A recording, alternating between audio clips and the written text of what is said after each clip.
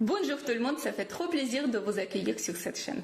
Dans cette vidéo, je vous propose de voir comment on peut maximiser le potentiel du travail et je pense que comme le manager, vous voudrez bien booster le potentiel de travail de vos équipes et vos collaborateurs, n'est-ce pas?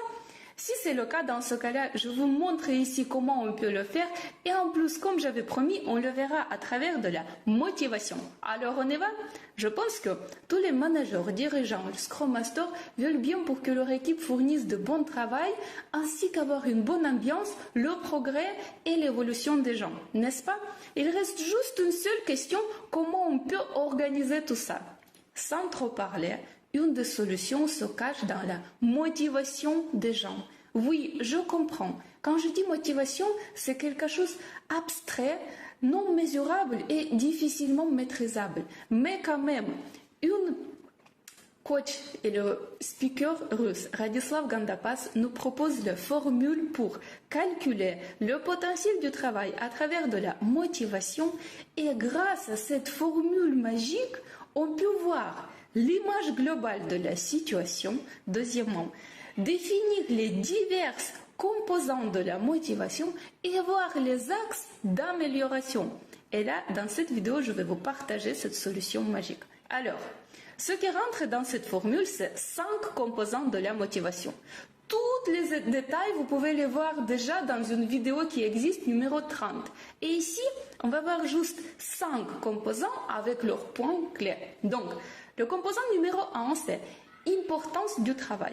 C'est-à-dire, quand la personne n'est pas là, qu'est-ce qui se passe? Voilà l'importance. Le KPI numéro 2, diversification du travail.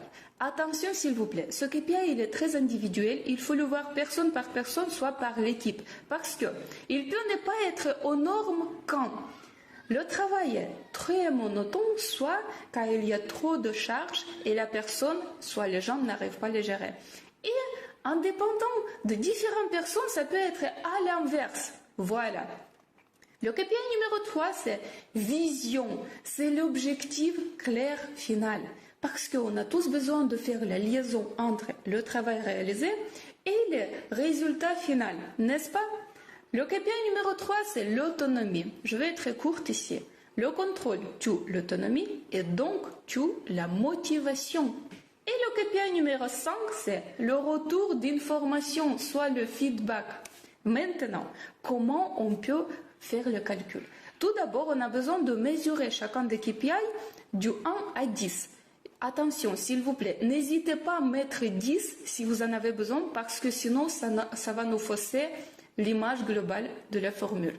Ensuite, la formule est suivante. On ouvre la parenthèse et on met dedans importance du travail plus diversification du travail plus visibilité, fermez la parenthèse, divisé par 3, multiplié par l'autonomie et multiplié par le retour d'information. À la fin, maximum, on peut avoir 1000 points.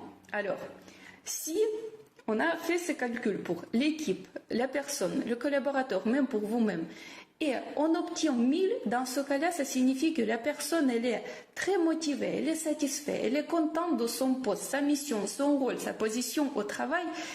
Ça lui fait plaisir de travailler et elle est très fidèle à son boulot. Si ce KPI elle est moins que 1000 mais plus que 500, dans ce cas-là, on va dire que la personne elle a quand même besoin des différents stimules pour continuer à bien travailler et pour maintenir sa motivation. Et si ce KPI il est moins que 500, dans ce cas-là, c'est une alerte parce que la situation devient critique. Les personnes, soit l'équipe, ils commencent vraiment à avoir le besoin de retrouver leur motivation et retrouver l'intérêt pour leur boulot, pour utiliser au maximum leur potentiel. Et là, maintenant, qu'est-ce qu'on peut faire? Comment on peut aider aux gens, soit à la personne, de retrouver la motivation? Et là, j'adresse aux managers, dirigeants, Scrum Master. Dans vos mains, il y a une vraie solution. Parce que si l'importance du travail elle est bas, dans ce cas-là, il faut juste faire la communication et parler avec les gens pour exprimer leur importance pour ce travail. pour augmenter ce KPI. Deuxièmement, si la diversification du travail n'est pas aux normes, il faut juste revoir les périmètres. Il faut diminuer, soit augmenter les charges et travailler avec la délégation. Encore une fois, équipe par équipe, personne par personne. Troisième KPI, si on a la vision qui n'est pas claire, c'est simple. Il faut juste faire la communication claire.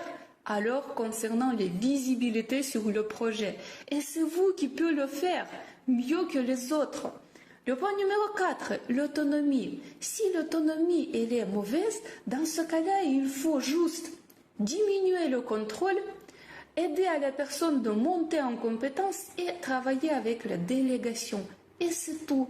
Et le cinquième point, le retour d'information, soit le feedback, franchement, tout le monde sait comment le faire et pourquoi on a besoin de le faire. Sauf que on le fait tellement rarement et des fois tellement mal que ça tue toute l'image et ça tue aussi la motivation. Finalement, pour améliorer ce KPI, il faut juste faire le feedback comme 360 à travers des compléments, félicitations, les critiques constructives en bon moment et avec les paroles correctes.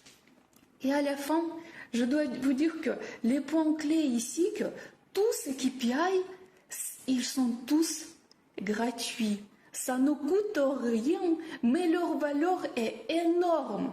Par exemple, si on a importance du travail et les visibilités qui ne sont pas aux normes, il suffit juste au manager de parler avec les gens pour leur expliquer leur importance et les visions du travail, et comme ça vous allez améliorer la motivation et le résultat du travail sans rien changer, sans changer le poste, soit le travail, soit les missions de la personne, juste de changer leur attitude vers la visibilité du projet.